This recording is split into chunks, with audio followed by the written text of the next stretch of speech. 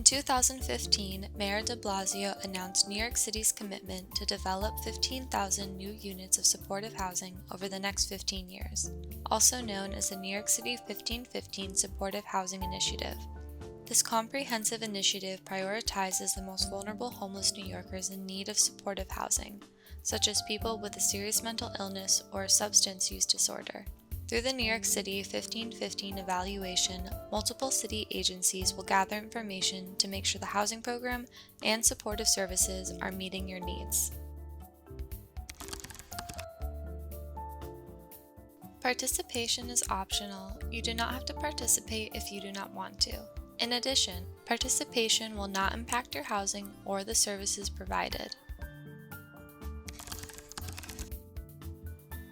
The findings from this evaluation and the data we collect will help the city improve its supportive services. For instance, if the information collected showed that many tenants with diabetes were not receiving regular blood sugar tests, program staff would reach out to all tenants with diabetes to identify and address issues that may have prevented regular testing. You must read and sign a written informed consent stating you agree to provide personal information such as mental health and substance use histories from the 2010 supportive housing application for the purposes of evaluating this program.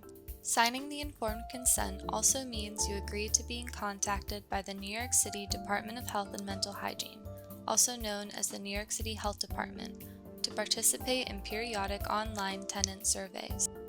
Additionally, head of households between the ages of 18 and 25 years will need to read and sign an additional consent form. Information will only be collected on the person who signs the consent form. Only if you want. As the head of household, you may optionally provide consent for children under the age of 18, which will allow evaluators to collect information on any children living in your home. Children will be removed from the program evaluation once they turn 18 years old.